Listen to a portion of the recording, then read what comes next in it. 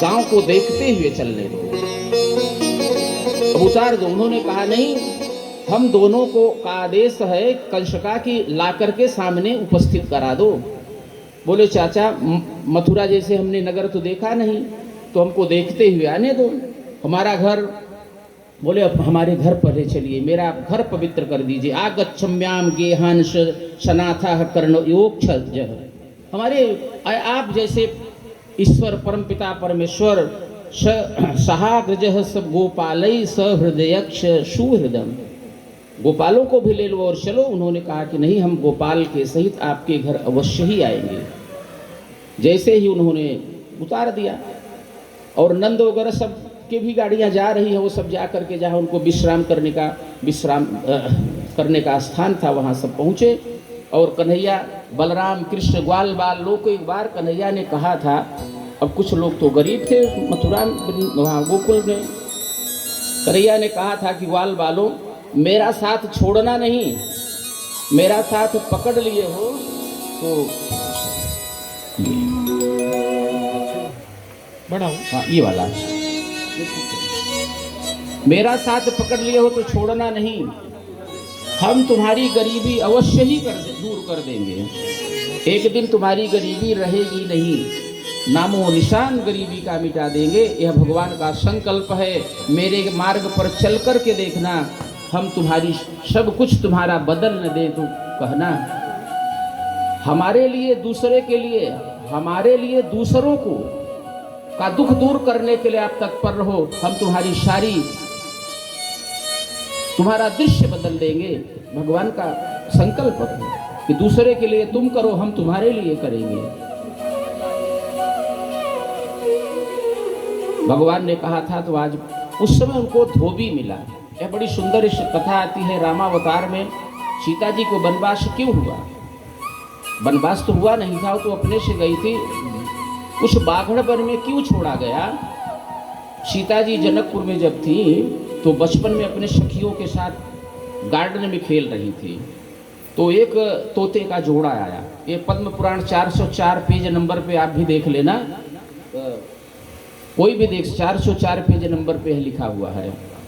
पद्म पुराण 18 पुराण के अंतर्गत है। तो वो बोल रहे थे, तोता और तोती दोनों बोल रहे थे, जनक की नगरी है, इस जनक के नगरी में ये सीता हैं और इनके कुछ दिन में इनका विवाह राम के साथ होगा और उसके बाद वो वनवास जाएंगी। वनवास से आने के लिए फिर इनको वन में छोड़ दिया जाएगा, एक गर्भवती रहेंगी और इनको वन में छोड़ दिया जाएगा। तो उन्होंने अपनी दुपट्टा को उठाया और फेंक दिया, तो जो वो मादा तोता था उसको पकड़ ली और पिंजड़े में बंद कर दिया।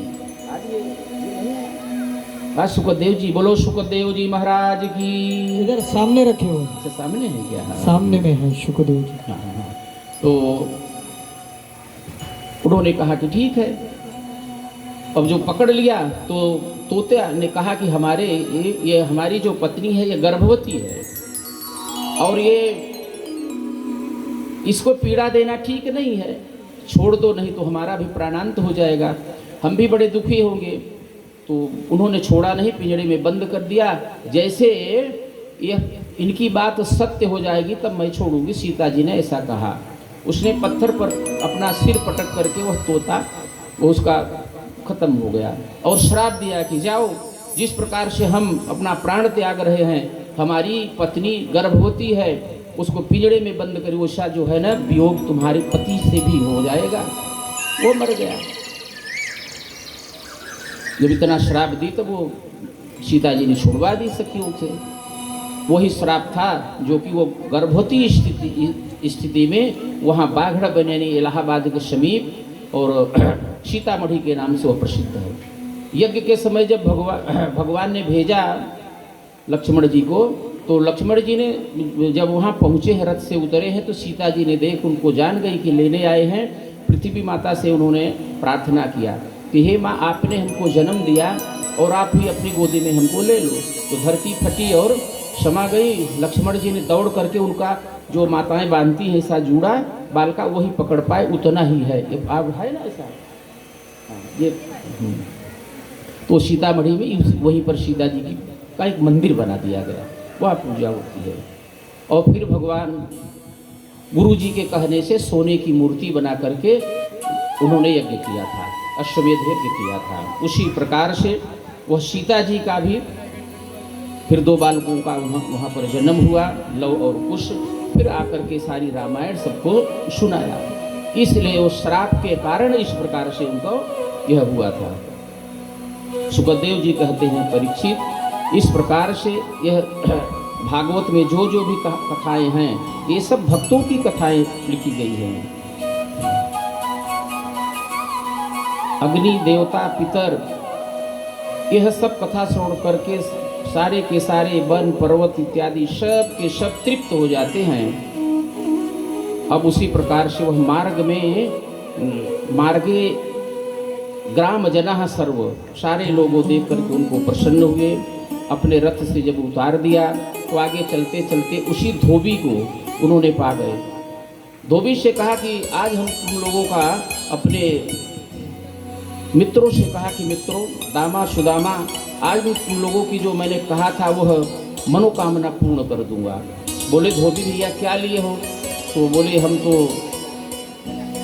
कंस के कपड़े लिए हैं। बोले हमारे इन सबको पहना दोगे क्या? उन्होंने कहा गाय चराने वाले कहीं राजा के कपड़े पहनते क्या? भगवान को उन्होंने उलाहना दिया था धोबी ने। ऐसे सीता को ला करके घर में रखा जो रावण हरण करके ले गया था, और तू बार बार किसी के घर में आना जाना रखेगी तो हम तुम्हें एक बार छोड़ देंगे, तो मैं राम नहीं हूँ कि वापस ला लूँगा। अपनी पत्नी को फटकार लगा रहा था और भगवान ने वह सुन लिया, इसलिए सीता को वन में छोड़ दिया।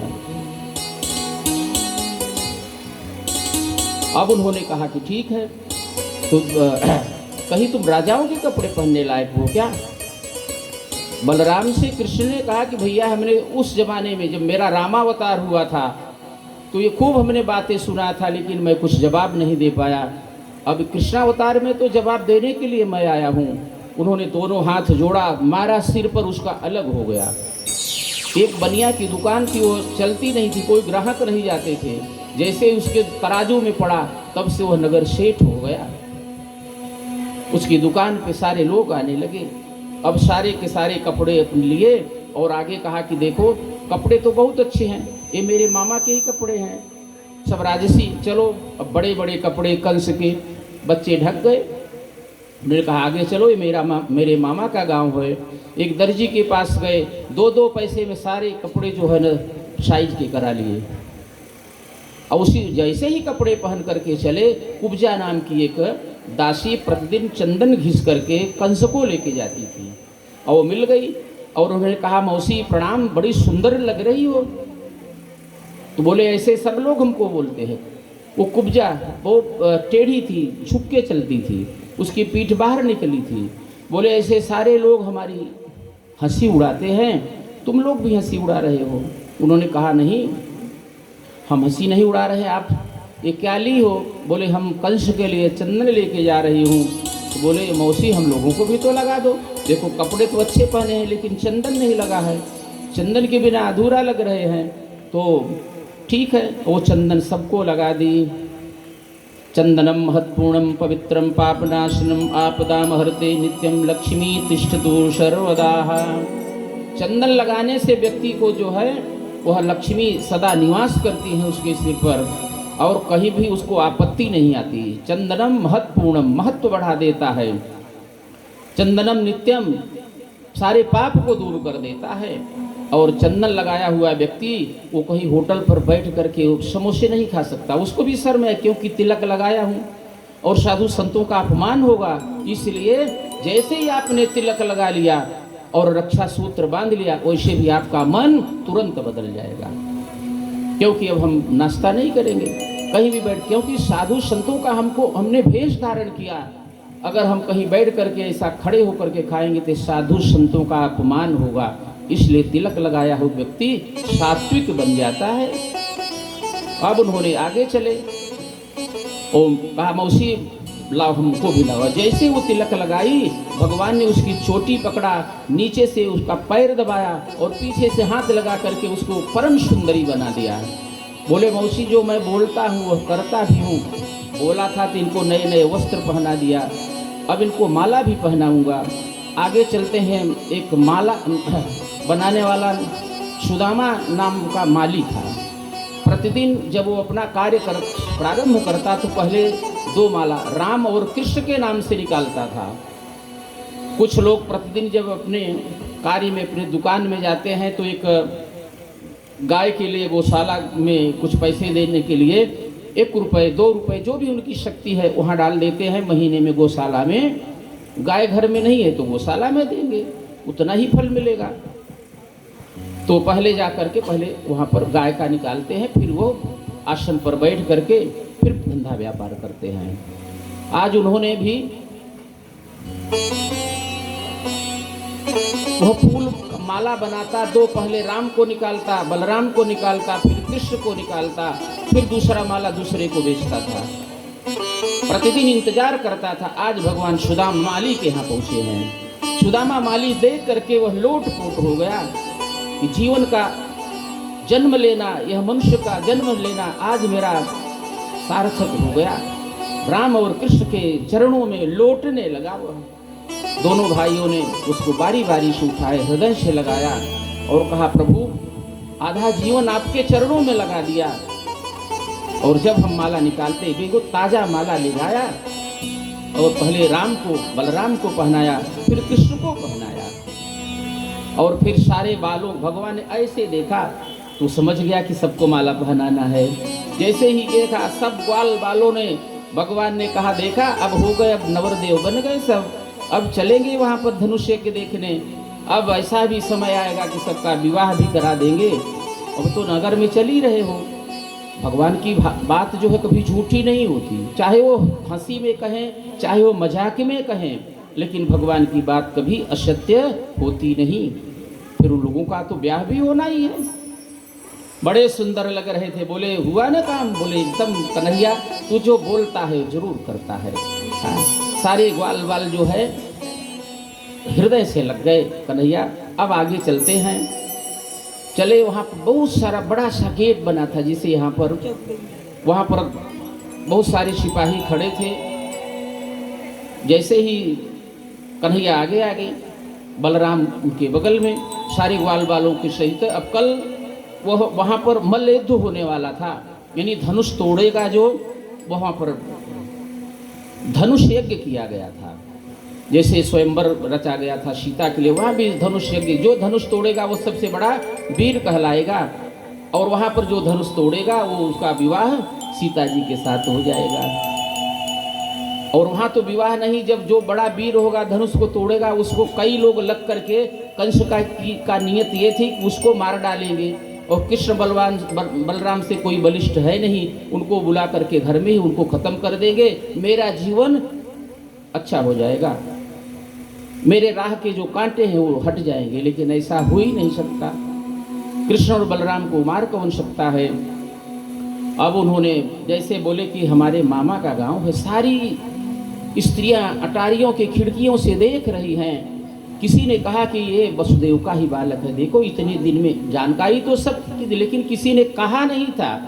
लेकिन आज जब प्रवेश किया, धन्य है, इतने कितने वर्ष का बालक हो गया था? 11 वर्ष 25 दिन। 11 वर्ष 25 दिन वहाँ और 7 वर्ष में उन्होंने गिरिराज को उठाया था। अब वहाँ पर जैसे ही कहा कि हमारे मामा का गांव है, हम छोटे बच्चे हैं, कुछ नहीं करेंगे। बोले नहीं, तुम लोग कुछ वहाँ कुछ न कुछ तो गड़बड़ करोगे। बोले नहीं नहीं, हम कुछ नहीं करेंगे, हमारे मामा का ही गांव है। तो एक सिपाही अब भगवान को देख करके मोहित हो गए। बोले जाने दो इसको। जैसे ही वहां पहुंचते हैं और कृष्ण ने उस धनुष को उठाया, पटक दिया, टूट गया। बड़े जोरों से आवाज हुई, कंस चिल्लाया, यहाँ बाजे बाजने लगे। और कंस बोला कि हमारी ही पराजय। अब कुबलिया पीड़, मुष्टिक चारूण, वहाँ बड़े मल्ल थे, मुष्टिक चारूण दौड़े। कुबलिया पीड़ हाथी पागल था, पागल हाथी को छोड़ा गया कि इनको दोनों को एक साथ में खत्म कर देगा। जैसे ही कुबलिया पीड़ नाम का हाथी आया, एक बड़े बड़े उसके दांत थे, एक ने बलराम ने खींचा, एक को कृष्ण ने खींचा। अब उनके हाथ में आ गया हथियार। अब मुष्टिक चारों एक एक को पकड़े, मुष्टि को राम और कृष्ण ने चारों को बलराम। उसी अखाड़े में उनको प्राणांत कर दिया। तब वहां से चिल्लाया, बाजे बज रहे थे, बड़ी धूमधाम चल रही। कंस बोले हमारी पराजय हो रही है और तुम लोग हमारे ही पराजय में बाजे बजा रहे हो, महोत्सव मना रहे हो। अब इतना करते हुए वहां से वो लोग निकल गए और जहां पर पंडाल पड़ा हुआ था, जहां निवास स्थल था, वहां चले गए और पूछते हैं नंद बाबा की कोई उत्पात तो नहीं किए? वो नहीं, कुछ नहीं किए, गए से घूमते हुए हम आ गए। अब प्रातः काल वो उसको चिंता, रात भर सोया नहीं। जैसे कृष्ण का जब जन्म हुआ तो कंस ने रात भर नहीं सोया। आज उसी जब कृष्ण वहां पर पहुंचे हैं मथुरा में जन्म हुआ तो रात भर नींद नहीं आई, और जब मथुरा में प्रवेश किए तो फिर रात भर नींद नहीं आई। और वो चिंता में था कि कृष्ण आ गया है। धनुष तो कई पहलवानों को पहले खत्म कर दिया, अब कौन सा उपाय किया जाए? बोले अब उपाय तो है, उसको तो खत्म करना है। प्रातः काल उस धनुष यज्ञ में देखने के लिए जैसे ही आए, बहुत सारे वीरवर, बहुत सारे मल, बहुत सारे पहलवान अखाड़े में कृष्ण और बलराम से लड़ने लगे। एक एक को पकड़ा, एक एक को खत्म किया, एक को पकड़ा, एक को खत्म किया। ऐसे वो बहुत सारी सेनाओं को खत्म किया।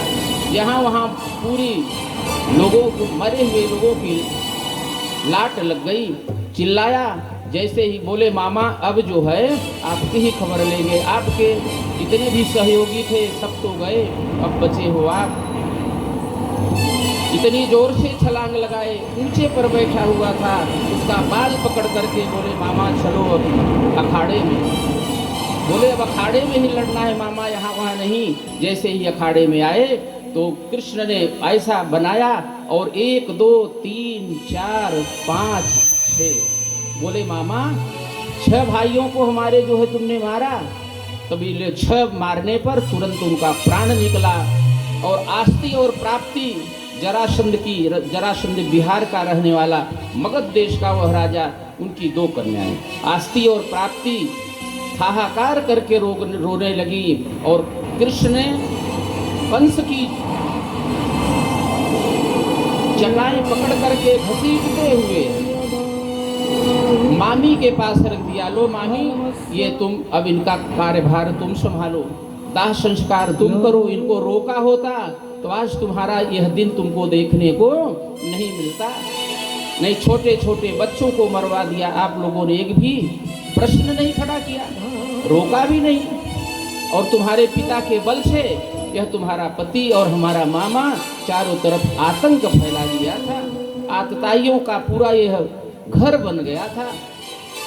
अब उन्होंने कहा कि ठीक है, हमें समय नहीं है। जहाँ पर जेल में बंद हुए देवकी और वसुदेव, उस जेल के सामने पहुंचे हैं। जेल के तालों को उन्होंने दांतों से तोड़ा है, खोला दरवाजे को, और कृष्ण और बलराम को देख करके उनके आंखों में आंसू बहने लगे। और देवकी के स्तन से दूध की धारा बहने लगी। एक एक को हृदय से लगा लिया, आंखों के आंसुओं से उन्होंने अभिषेक कर दिया और चरणों में वंदन अभिनंदन किया। कहा कि माता पिता, आप तो जानते हो कि हम इतने दिन 11 वर्ष, आज 25 दिन हो रहा है आपकी जो है इस पौगंड, यानी हम युवावस्था में आ गए हैं, और आपने हमारे उस लालन पालन में आपका जो है ना कोई सहयोग नहीं हम कर पाए। जन्म होते ही हम लोग बाहर चले गए, और हमारे बड़े भाई का तो जन्म अलग ही जगह पे हुआ, हमारा भी जन्म होते हुए आपने वहाँ पहुँचा दिए। क्योंकि बच्चों का जो सुख माता पिता को छोटे में होता है वह बड़े में उतना नहीं। क्योंकि गोदी में जहाँ जाती हैं, मायके भी जाएंगी लेके जाएंगी, मंदिर जाएंगी तो लेके जाएंगी, कहीं किसी के कार्यक्रम में लेकर के, बोले वह सुख आपको हमने नहीं दे पाया। किसी को पता ही नहीं कि आपके यहाँ बालकों का, पुत्रों का जन्म हुआ। आज इतने दिन में आपने हृदय से हमको लगाया है, हमें बहुत खेद की बात है। भगवान ने, कृष्ण और बलराम ने कहा यह बहुत बड़े खेद की बात है। चरणों में बंदर अभिनंदन किया और कहा कि आज से सबको मुक्ति, सारे लोगों को मुक्ति हो गई यहाँ पर। उसी प्रकार से आगे चलते हैं जहाँ पर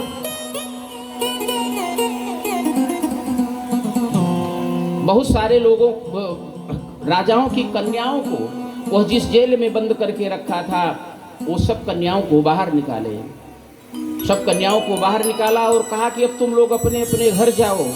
उन्होंने कहा कि अब हम अपने घर जाने लायक तो प्रभु हैं नहीं। बोले क्यों?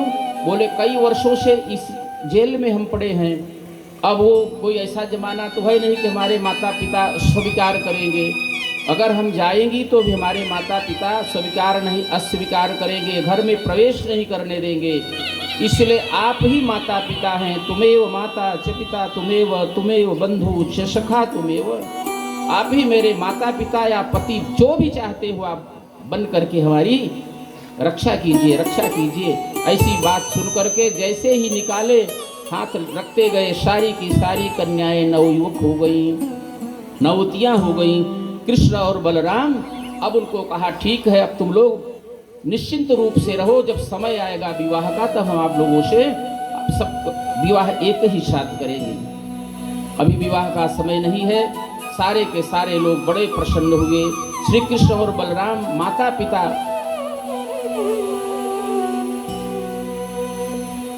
ने कहा कि अब इस बालकों का 11 वर्ष, अब इतना करते करते 25-26 दिन हो गया, 30 कई दिन व्यतीत हुआ। फिर विचार विमर्श किए। उग्रसेन के, जहाँ पर उग्रसेन ने अपने पिता को, कंस ने अपने पिता उग्रसेन को बंद किया था, उनको भी निकाले। जितने भी लोग बंद थे सबको बाहर निकाला, सबके ऊपर हाथ रखा, सब प्रसन्न हो गए और उग्रसेन को राजा बना दिया, क्योंकि राजगद्दी तो खाली थी। राजा बना करके वहाँ से उनके पिता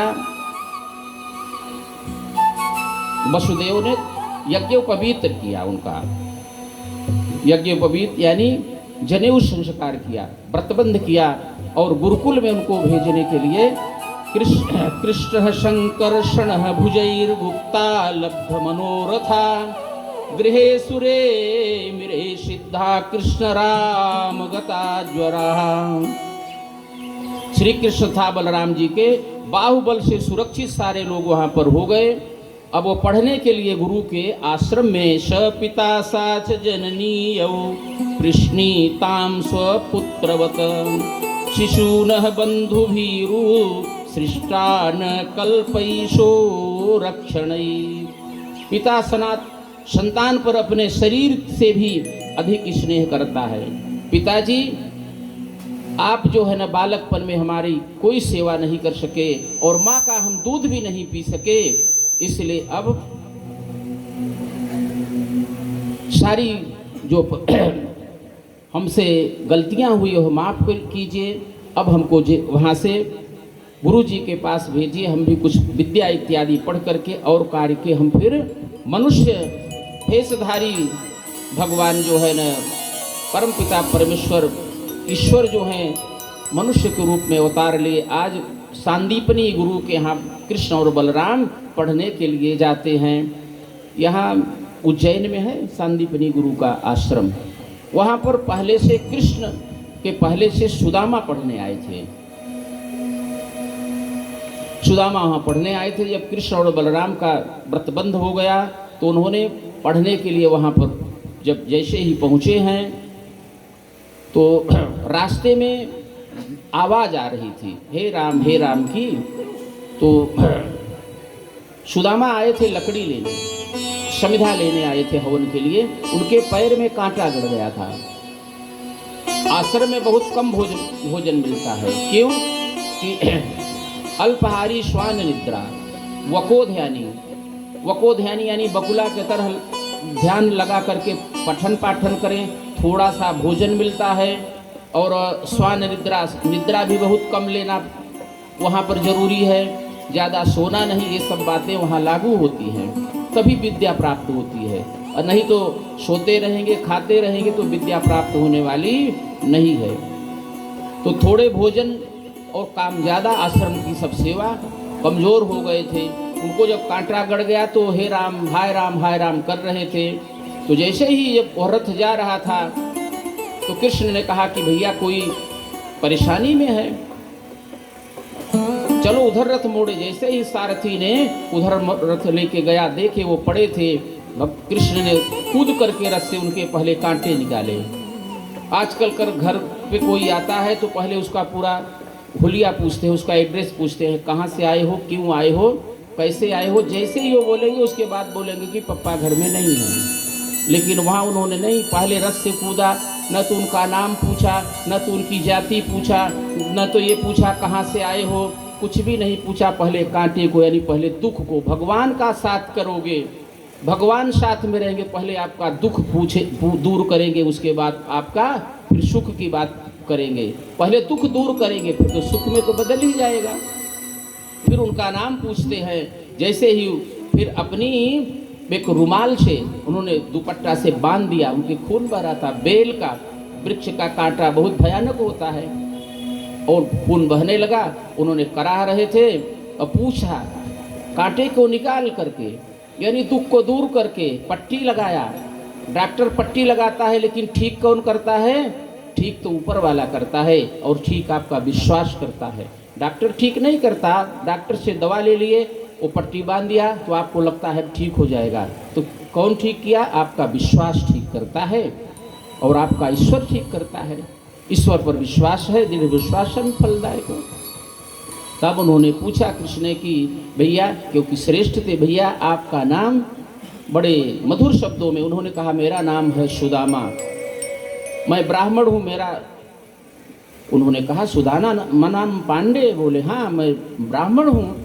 तो बोले ओहो, पहले जैसे ही वन में प्रवेश किया, गुरु आश्रम के नज़दीक, तो ब्राह्मण मिल गए दूसरे, और आप श्रेष्ठ हैं तो आप हमारे बड़े भाई भी हो गए, तो आप अपना चरण मेरे सिर पर रख दो। सुदामा ने कहा कि आप इतने बड़े सोने के रथ में, सारथी अलग बैठा है और एक देखो मुकुट बांधे हुए, आप लग रहा है कोई देवता है, और देवता के सिर पर ऐसा पैर रखना, मैं तो गरीब ब्राह्मण हूँ, अभी तो आश्रम में पढ़ता हूँ, कोई सिद्ध पुरुष भी नहीं हूँ। बोले सिद्धि की जरूरत नहीं है, आप ब्राह्मण हैं ना, बस हो गया, आप अपना चरण मेरे सिर पर रखिए। उन्होंने कहा ऐसा तो हम नहीं कर सकते। भगवान ने कंधे पर बैठाया और उनके चरण की धूल सिर पर झाड़ लिया, और फिर रथ पर बैठा करके बोले कहाँ रहते? तब उन्होंने कहा कि आश्रम में हम पढ़ते हैं, लकड़ी लेने आए थे समिधा हवन के लिए, अब इसी स्थिति आप देख ही रहे हो, मिल गए। बोले ठीक है, हम भी पढ़ने आए हैं दोनों भाई, अब हम लोग गए क्लासमेट, अब हम लोग साथ में पढ़ेंगे। ले गए गुरुजी के पास, गुरुजी ने उनका एडमिशन किया और पढ़ाई शुरू हो गई। 64 दिन में पढ़ाई पूरी हुई। 64 दिन में 64 विद्या का उन्होंने ज्ञान प्राप्त किया। उन्होंने घर बनाना भी सीखा, और उन्होंने धान को लगाना भी सीखा, और धान को चावल बनाना भी सीखा। भगवान ने आटे को पीसना भी सीखा, बैलगाड़ियां भी चलाना सीखा, और चक्र तो पहले से चलाते ही थे। चक्र तो उनके, जब वो सुमिरन करते तब चक्र लेके नहीं गए थे। गुरु के पास जाए तो हथियार लेके न जाए। अब वहां गुरु के पास तो वह चक्र के से नहीं, रथ से गए थे, और गुरु को देख करके उन्होंने गुरु को तो नहीं बता दिया। देखो, ब्राह्मण मिल जाए, संत मिल जाए, गाय मिल जाए, तो समझ लो कि हमारा जीवन आगे का सफल ही सफल है। अब उन्होंने गए, गुरु मंत्र इत्यादि लिया गुरु के यहाँ, और पठन पाठन प्रारंभ हो गया। प्रातः काल उठते, एक दिन पठन पाठन करते, विचार किए कि अब प्रतिदिन वही जाया करते थे सुदामा जी। अब सुदामा से, कृष्ण से तो वही रास्ते में मित्रता हो गई। एक दिन मैया से कहने लगे सुदामा कि वार्ता कर रहे थे कि मैं इनको भी कृष्ण को भी लेकर के जाऊं क्या? उन्होंने कहा हाँ, मुझे मालूम है, दोनों की मित्रता बहुत घनिष्ठ हो गई है। तुम दोनों अलग अलग रहोगे तो ऐसा लगेगा कि हम बहुत दूरी हैं, इसलिए चले जाओ, दोनों जाओ। लेकिन आज इतनी जल्दी जा रहे हो तो ये चना लेकर के जाओ। अब वो चना देती है। यह कथा कल आप लोगों को सुनाएंगे, क्योंकि कल वाली कथा उन्होंने चना दिया। चना में क्या क्या था, वह चना को सुदामा ने खाएंगे नहीं, वो भगवान को नहीं देंगे, वो स्वयं खा जाएंगे। तब भगवान कहते हैं चोरी की वाणी अजौ न तजी, चोरी की वाणी अभी भी नहीं आपने छोड़ा। आगे की कथा 64 दिन में उन्होंने सारी विद्याओं को श्रवण कर लिया। 64 दिन में जैसे ही पूरी हो गई, गुरु जी ने कहा कि कृष्ण बलराम आओ, अब तुम्हारी विद्या पूरी हो गई, अब तुम लोग जा सकते हो। बोले गुरु जी दक्षिणा, बिना दक्षिणा के विद्या सिद्ध नहीं होती। जैसे कि कोई दवा ले रहे हैं, कोई भी कार्य करो या कोई उधारी चीज ले लो, घर बनाने के लिए लो या जो भी लो, जब तक उसका पैसा चुकता नहीं हो जाता तब वह चीज उसी की रहेगी और ब्याज सहित अगले जन्म में आपको रिटर्न देना पड़ेगा। अगर भूल गए तो, और जान के भूल गए तो उसका दोष अलग ही लगेगा। इसलिए कोई भी चीज जो है ना भूलना नहीं चाहिए, नहीं तो ब्याज की ब्याज उसी की वस्तु रहेगी। अगर हम रख लेते हैं कि वस्तु आपकी नहीं होगी, वह जीवन पर्यंत वस्तु उसी की रहेगी, फल उसी को ही मिलेगा उसका। उन्होंने कहा कि ठीक है, तो गुरु दक्षिणा क्या दे? बोले माता जी से पूछो। गुरु माता के पास गए, दंडवत प्रणाम किया और कहा माता जी बताइए, हम गुरु जी ने कहा है कि शिक्षा पूरी हो गई, तुम घर जा सकते हो। उन्होंने कहा हाँ जा सकते हो। फिर बोले गुरु दक्षिणा क्या दूं? तो गुरु दक्षिणा में उन्होंने कहा कि बेटा कुछ दिन पहले यहाँ पर वो लगा हुआ था, कुंभ लगा था, जैसे अभी 25 में कुंभ आ रहा है प्रयागराज में, तो कुंभ लगा हुआ था। तो मेरे बेटे को समुद्र में मेरा बेटा डूब गया, तो हम तो दोषी उसी को मानती हूँ कि उसने ही डुबाया, तो उसी बालक को ला करके दे दो। आज वो कितने साल का, 11 वर्ष का, बोले अगर रहता तो हो जाता। भगवान ने कहा मेरे ही बराबर का होता फिर तो।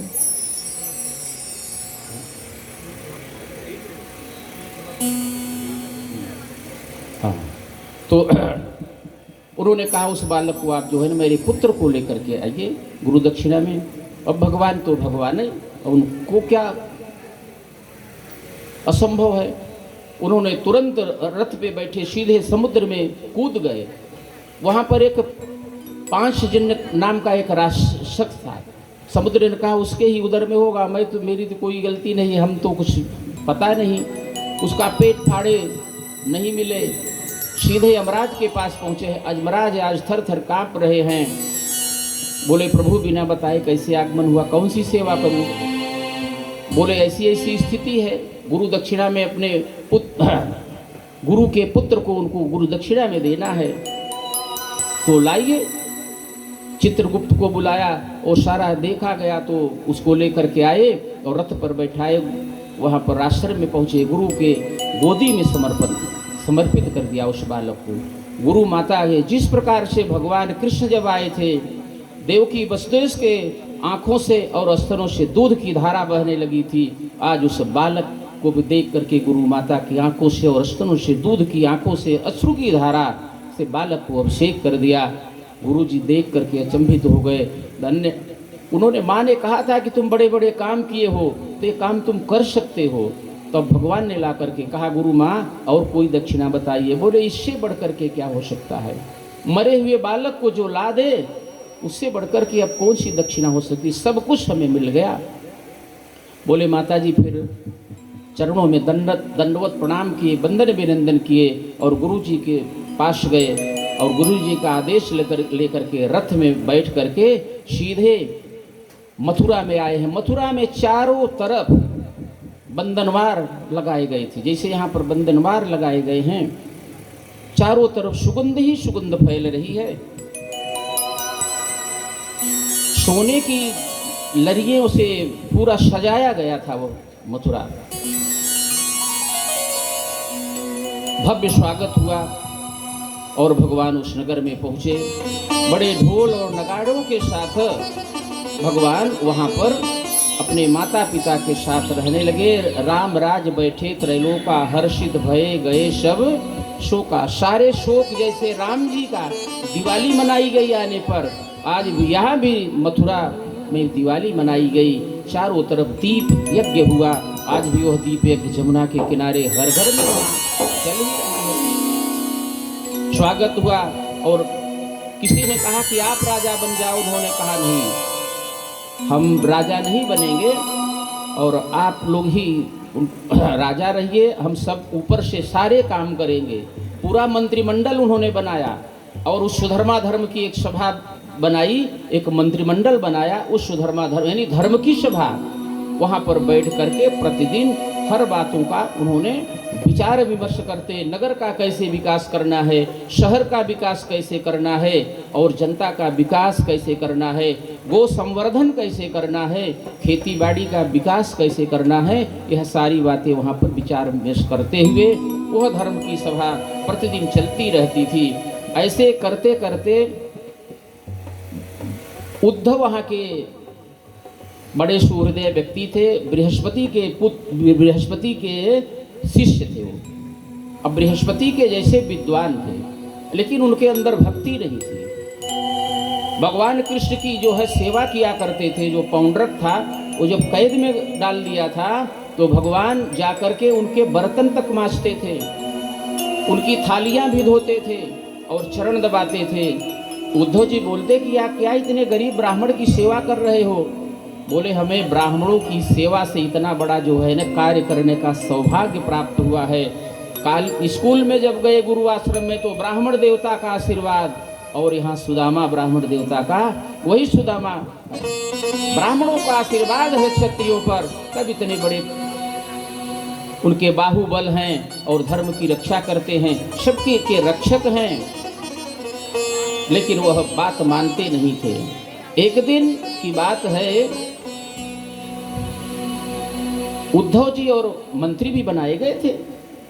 मंत्री सारा काम जो है मंत्रिमंडल का वही वो देखते थे, सारा कोष का भी काम वही देखते थे, जहाँ कहाँ खर्च करना है वो सब वो देखते थे। क्योंकि विद्वान व्यक्ति के अगर सही जगह बैठा दिया जाए तो वह विकास विशेष करके करता है, और थोड़ा सा ऐसे ही व्यक्ति को बैठा दिया जाए तो विकास तो अपने ओर करेगा, देश की ओर नहीं करेगा, यानी उसका विकास अपने तरफ होगा। जब अच्छा व्यक्ति बैठेगा तो विकास चारों ओर होगा। तो ऐसे उन्होंने सुहृदय व्यक्ति को बैठा करके विकास किया। और फिर एक दिन कृष्ण बैठ करके आंखों से आंसू बहा रहे थे। उद्धव जी आकर के पूछते हैं, कन्हैया तुम्हें यहाँ लोग रोज भोग लगाते हैं, सब कुछ देते हैं, खिलाते हैं, लेकिन तुम्हें ये क्या हो गया, तुम रो क्यों रहे हो? बोले उद्धव हमें यहाँ सब कुछ मिल रहा है, हर वस्तु मिल रही है, लेकिन हमें इस मथुरा वृंदावन में प्रेम नहीं मिल रहा है, बस इसलिए मैं रो रहा हूँ। हर समय मैं अपने गोपियों को याद करता हूँ, अपने गायों को याद करता हूँ और अपने नंद और यशोदा माँ को याद करता हूँ। हाँ ठीक है, एक छोटी सी भजन। हाँ हेलो हेलो, ये तो प्रेम की बात है उदो,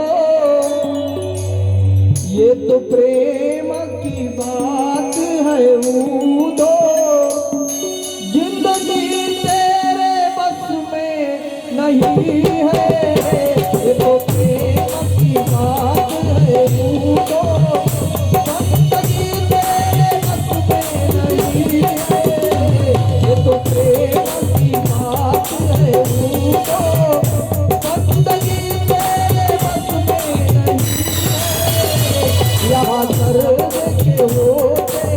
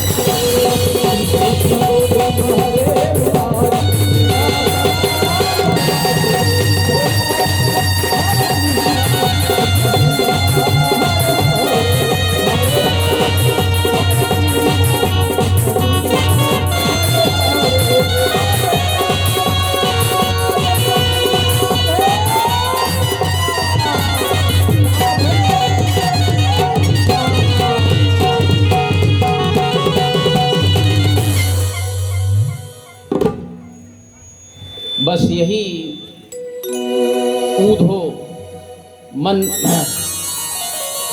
कहते हैं, ऊधो हमें ब्रज के लोग नहीं बोल रहे हैं।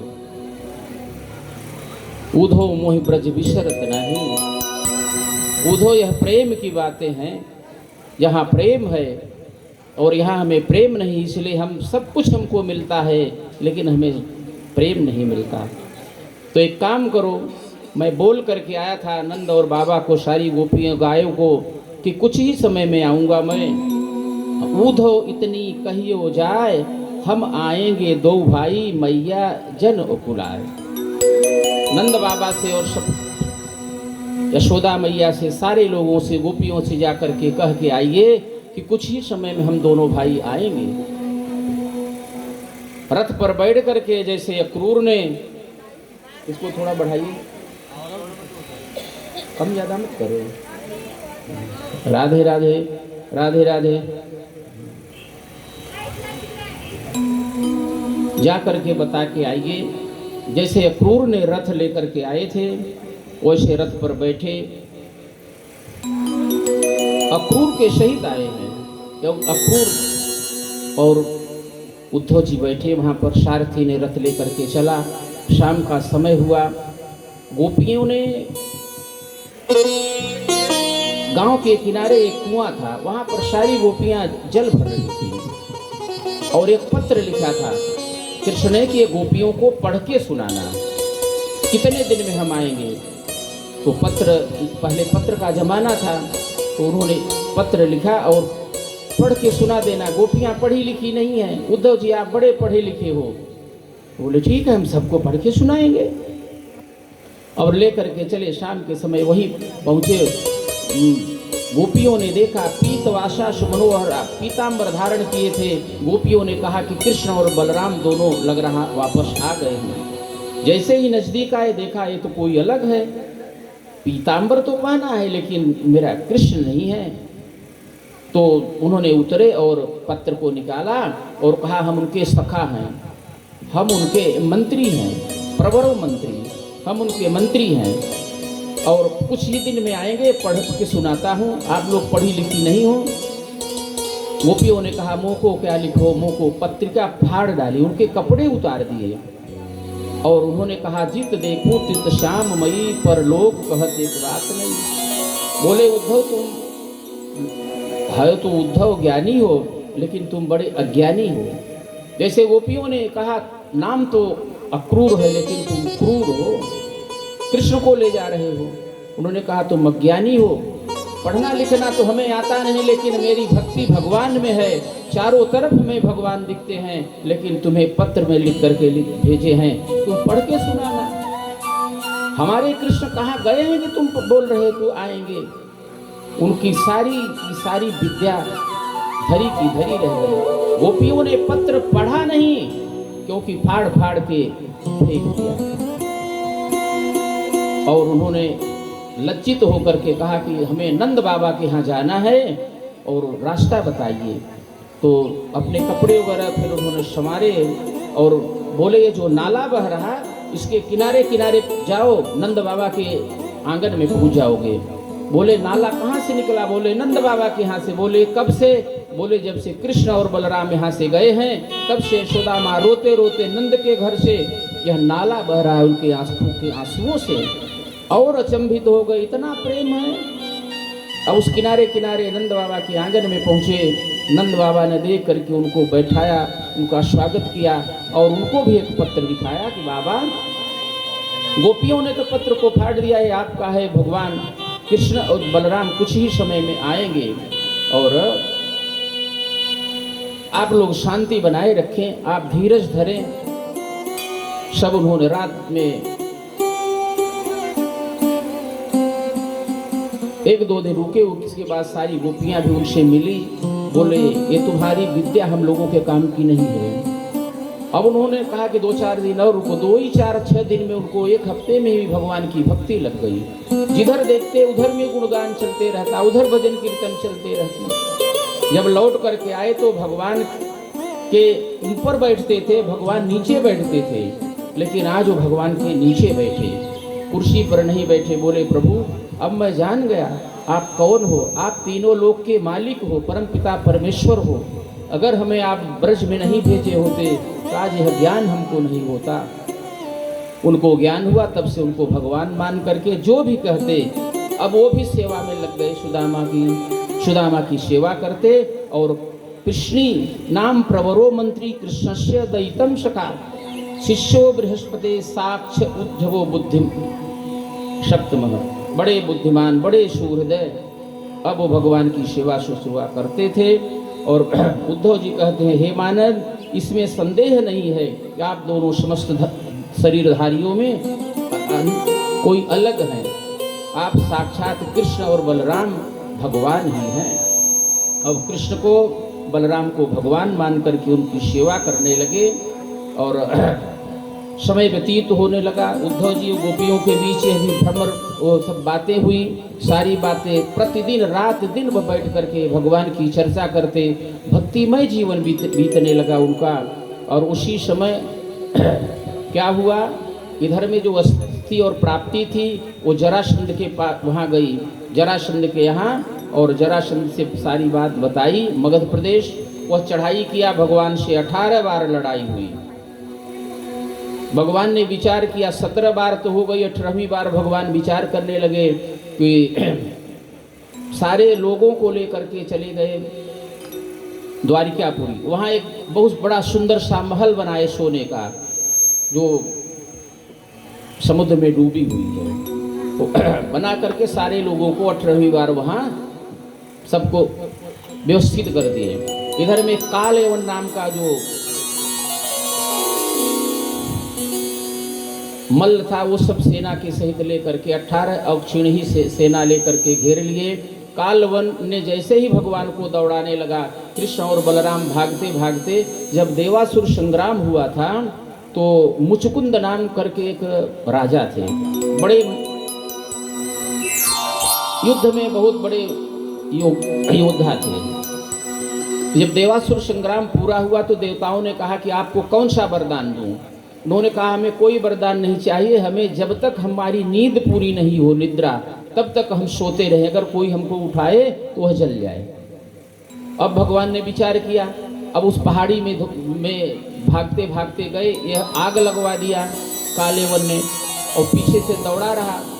काल अपना पीताम्बर भगवान ने उन मुचकुंद के ऊपर उड़ा दिया। जैसे ही कालेवन पहुंचा, पैर से लात मारा, वो उठे और वह कालेवन वहीं भस्म हो गया।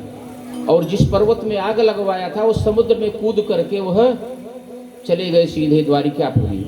अब इधर में समझ लिया कि ये सारे के सारे लोग खत्म हो गए, यहाँ कोई रहा नहीं अपनी राज्य बनाने के लिए। फिर से भगवान ने 18वीं बार तैयारी करके उसको जीत लिया। और अस्थि प्राप्ति जो है ना, जरासंध की दो जो पुत्रियां थी, जो कि कंस की दोनों पत्नियां थी, उनके यहाँ रहने लगी। बोलो सच्चिदानंद भगवान की जय हो। भगवान ने आगे की तैयारी करते हैं।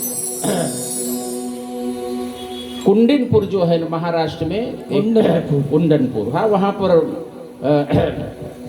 रुक्मिणी नाम की एक कन्या और उनका भाई जो था रुक्मी, वह विचार करने लगा। जब जब नारद जी वहाँ जाया करते थे तो भगवान कृष्ण की कथा सुनाते थे, तो जब कथा सुनाते तो वह रुक्मिणी जो थी सबसे छोटी थी, और वह भगवान कृष्ण की कथा सुनते सुनते सुनते सुनते उसके मन में यह विचार आ गया कि अब हम कृष्ण को अपने पति के रूप में उन्होंने स्वीकार कर लिया।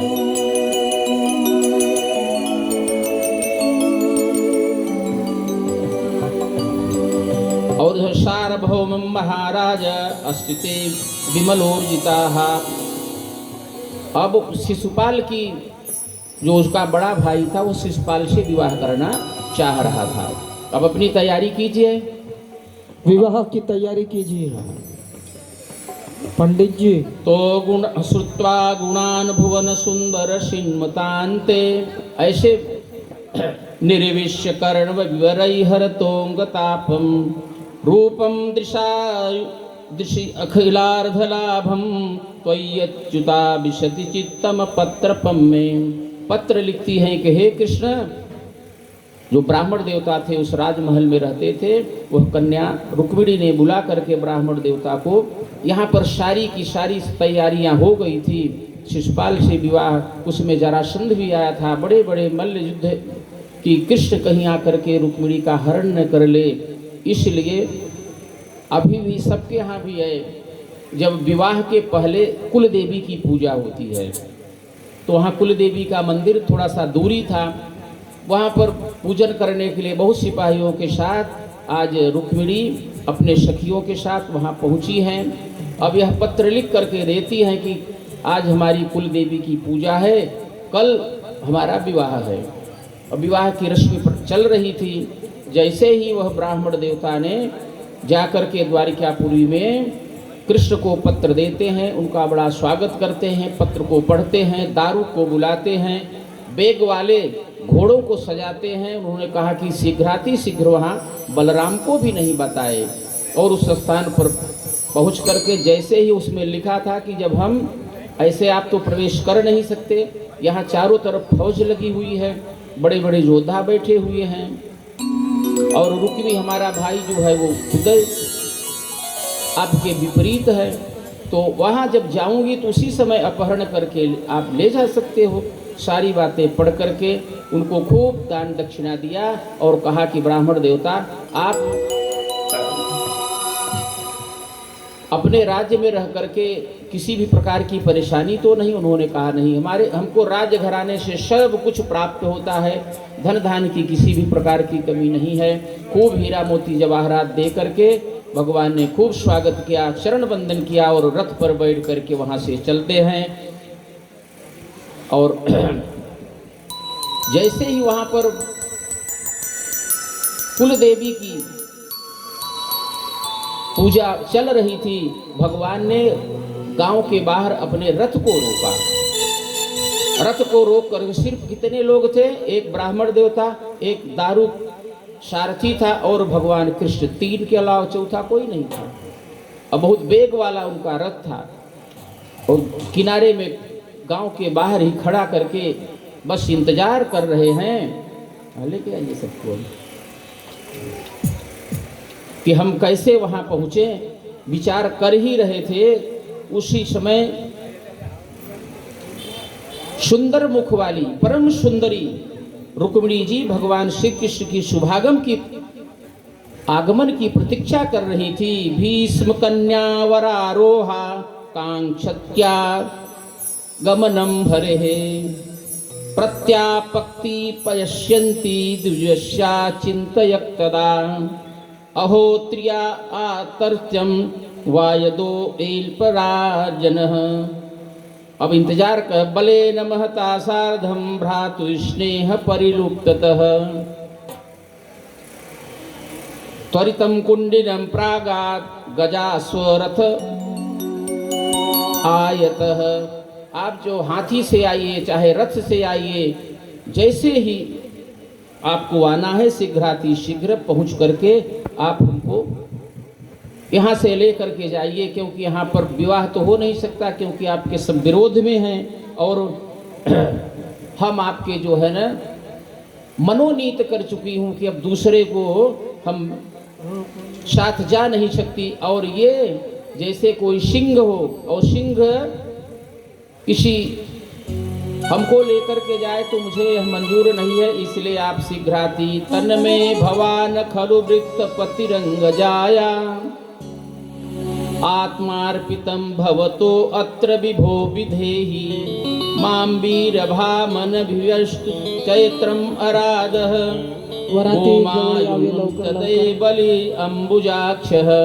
जैसे हिरण को सिंह लेकर के जाता है उसी प्रकार से हमको ये झपट करके ले जाने वाले हैं, लेकिन मैं प्राण दे दूंगी लेकिन मैं इनके साथ जाऊंगी नहीं। ऐसी टिका त्वं मुकुंद महति कुलशील रूपम विद्यावयोद्र विनधाम विराम तुल्यम धीरापतिम कुलवती न विरणीत कन्या काले नरसिंह नरलोक मनोभिराम।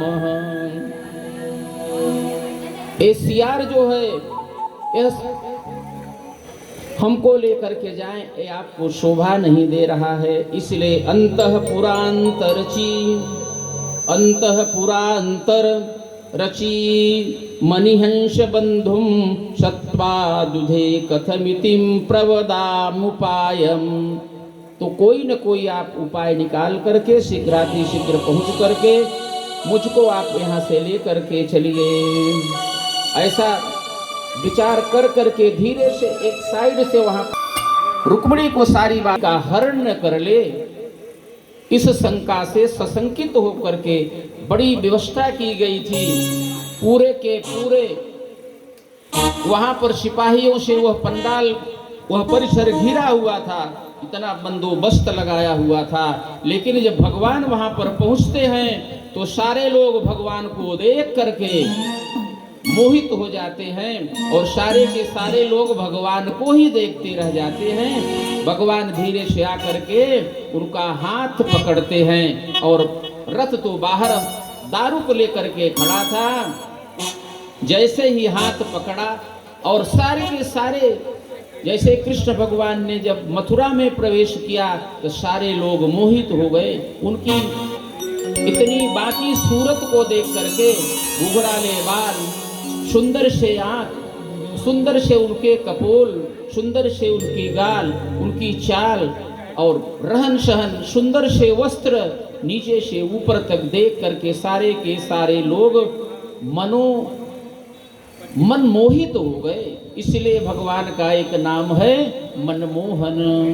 अरे मनमोहन बिगड़ गयो बारे ते, मनमोहन बिगड़ गयो बारे से, यसु माँ के वो दुलारे से, मनमोहन बिगड़ गयो बारे से।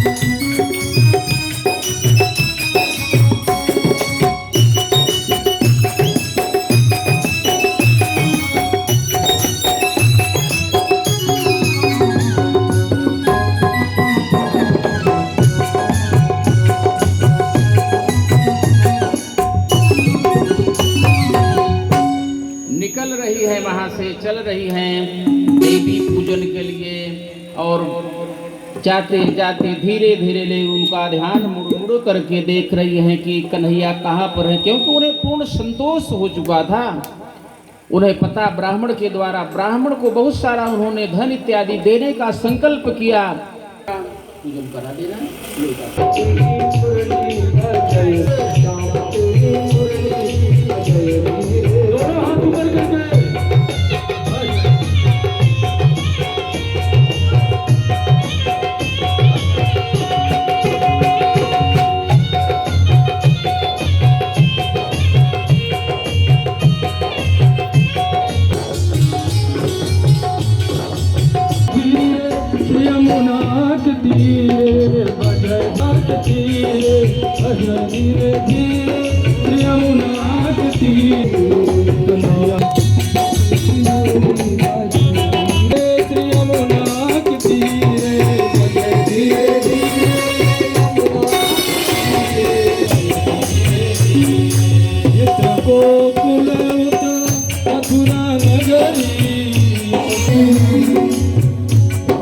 Go